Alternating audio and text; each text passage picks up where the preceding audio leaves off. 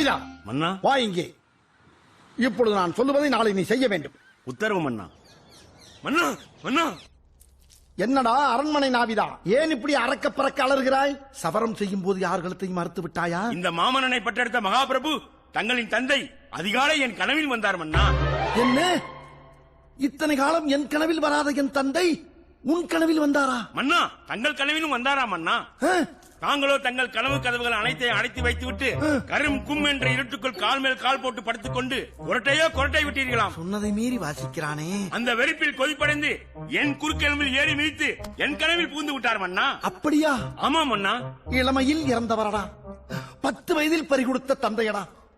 ஆமாம், ஆரோக்கியமாக இருக்கிறாரா? ஆனந்தமாக இருக்கிறாரா? அழகாக இருக்கிறாரா? மூன்றுமே இல்லை மன்னா. அவர் ஏக்கத்துடன் கூறிய செய்தியை கேட்டு பட்டென்று விழித்து சட்டென்று எழுந்து ஓடி வந்தேன் மன்னா. என்ன ஏக்கம்? இந்த அவையவே ஆனந்தப்படுத்திக் கொண்டிருக்கும் தங்கள் அன்புக்கு பாத்திரமான தெனாலிராமனை உடனே அவரிடம் அனுப்பி வைக்குமாறு கூறினார் மன்னா. தெனாலிராமா, உன்னை நான் ரசித்ததை விட என் தந்தை உன்னை அணுவணுவாக ரசித்திருக்கிறார் ஐயா.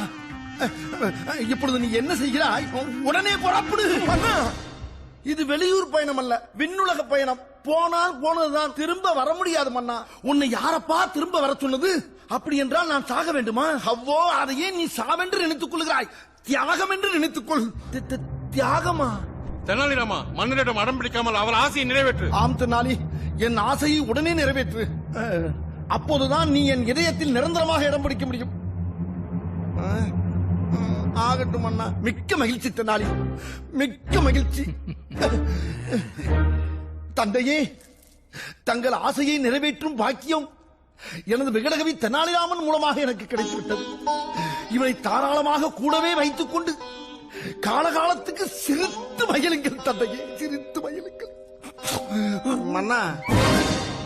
என்ன மன்னா, அதற்குள் இரு மனம் மாறிவிட்டாயா? அப்படியெல்லாம் ஒன்றுமில்லை மன்னா. ஒரு சிறிய வேண்டுகோள். என்ன? இன்று ஒரு பொழுது பொறுத்துக் கொள்ளுங்கள், நாளை காலையில் என்னை கொன்று விடுங்கள் மன்னா. ஏன் இன்று கொன்றால் என்ன? அது வேற ஒன்றுமில்லை மன்னா. இன்னும் சற்று நேரத்தில் இருள் சூழ்ந்துவிடும். இருட்டில் வழி தெரியாமல் வேறு கிரகங்களுக்கு ஏதாவது போய்விட்டால் தங்கள் தந்தையை சந்திக்க முடியாமல் போய்விடுமோ என்றுதான் மன்னா அஞ்சுகிறேன். ஆகையால் நாளை காலையில் முதல் வழியாக என்னை கொன்று விட்டீர்கள் என்றால் தங்கள் ஆசியோடு விடைபெற்றுக் கொள்வேன்.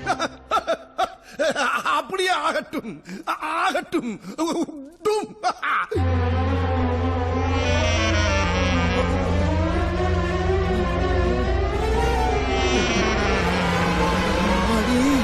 எவ்வளவு உயரம்டா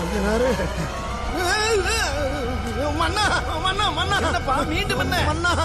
இங்கிருந்து பார்க்கும் பொழுதே கைகாலெல்லாம் உதறுகிறது, நெஞ்சு பதறுகிறது. இங்கிருந்து குதித்து உடல் சிதறியா நான் சாக வேண்டும்? அட என்னப்பா நீ, தூக்கி தொங்கி சாகிறாயா என்று கேட்டால் நாக்கு தொங்கி சாவரா என்று கேட்கிறாய். அதானே. யானை மிதித்து சாகிறாயா என்று கேட்டால் உடல் உறுப்புகள் அனைத்தும் பிதுங்கி சாவரா என்று கேட்கிறாய். அதானே. பாம்பு குத்தி சாகிறாயா என்று கேட்டால் நுரை தள்ளி சாவரா என்று கேட்கிறாய். சரி, காற்றோட்டமாக நல்ல உயரத்தில் இருந்து பறவை போல் பறந்து குதித்து சாகிறாயா என்று கேட்டதற்கு சரி என்று சொல்லி இங்கு வந்து விட்டு உடல் சிதறி சாவரா என்று கேட்கிறாய். அட யானையா, அட கேனையா, என்னையா நினைத்துக் கொண்டிருக்கிறாய் உன் மனதில்? இதோ பார், நீ இங்கிருந்து குதித்த உடனேயே பாதியிலேயே என் தந்தையிடம் போய் சேர்ந்து விடுவாய். அதன் பிறகுதான் உன் உடல் பூமியிலே போய் விழும். இதில் உன் உடல் சிதறினால் என்ன, சிதறாவிட்டால் உனக்கென்ன? கண்ணை மூடிக்கொண்டு கப்பென்று குதியப்பா. கண்ணை மூடி? மன்னா, நல்ல வழியை காட்டிவிட்டீர்கள்.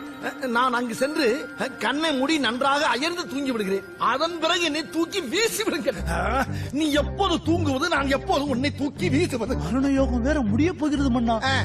மரண யோகம் வேறு முடிய போகிறதா? கவலை வேண்டாம் மன்னா. நேற்று நீங்கள் இந்த விஷயத்தை சொன்னதிலிருந்து தூக்கமே இல்லை. இப்பொழுது போய் நான் படுத்து எப்படி உறங்குகிறேன் என்று மட்டும் பாருங்கள், பாருங்கள், பாருங்கள். என்னடா இது?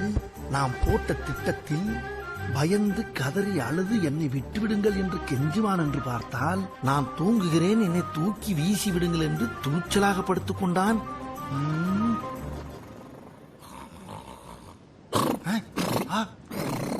என்ன படுத்த உடனேயே குரட்டி விடுகிறான்? இவன் வலைக்குள் நாம் எதுவும் சிக்கி விட்டோமா? உத்தரவு. பார்த்தீர்களா மன்னா, தனக்கு தானே பேசிக்கொண்டு ஏதோ திட்டம் தீட்டுகிறான்.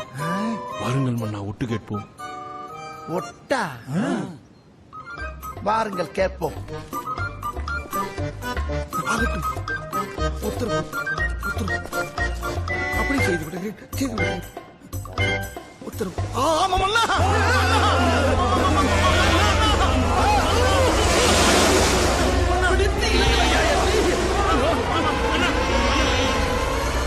மன்னா ஏனடா அப்படி அலறினாய்?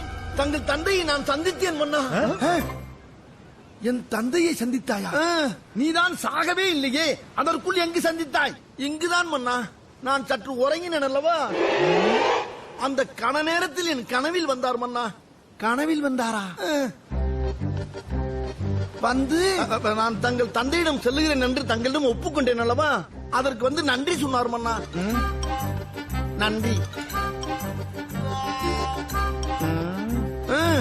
அது மட்டுமில்லை மன்னா, மா மன்னராகிய தங்கள் தந்தையார் அவர்கள் இறந்து 40 ஆண்டு காலம் ஆகிவிட்டனர். தலைமுடியும் தாடியும் தாறுமாறாக வளர்ந்து காடு போல் மண்டி கிடக்கிறான் மன்னா. ஆகையால் வரும் பொழுது அரண்மனை நாவிதனையும் கையோடு அழைத்து வர சொல்லி உத்தரவிட்டார் மன்னா. அது மட்டுமல்ல மன்னா, இங்கிருக்கும் தங்களுடைய அரசவை போலவே தானும் மேலே அமைத்து ஆட்சி புரிய வேண்டுமாம்.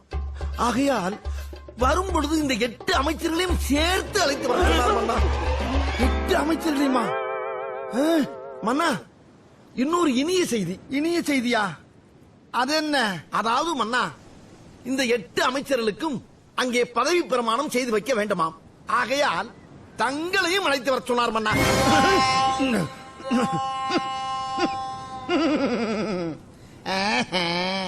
என் தந்தை என்னையும் அழைத்து வர சொன்னாராம். பள்ளிக்கு பிறந்தவனே, நான் முதலிலே என்ன சொன்னேன்? தென்னாலிராமன் தான் புத்திசாலி புத்திசாலி என்று பலமுறை சொன்னேனே, கேட்டீர்களா? இங்கு கூட்டி வந்து அவன் மூலியமாகவே என்னை கொல்ல பார்க்கிறீர்கள். தாங்கள் எப்போதும் அப்படி சொல்லுங்க. ராசாவரையா பிண்டு பக்கா. தென்னாலிராமா, நான் ஒப்புக்கொள்கிறேன், நீதான் சிறந்த புத்திசாலி.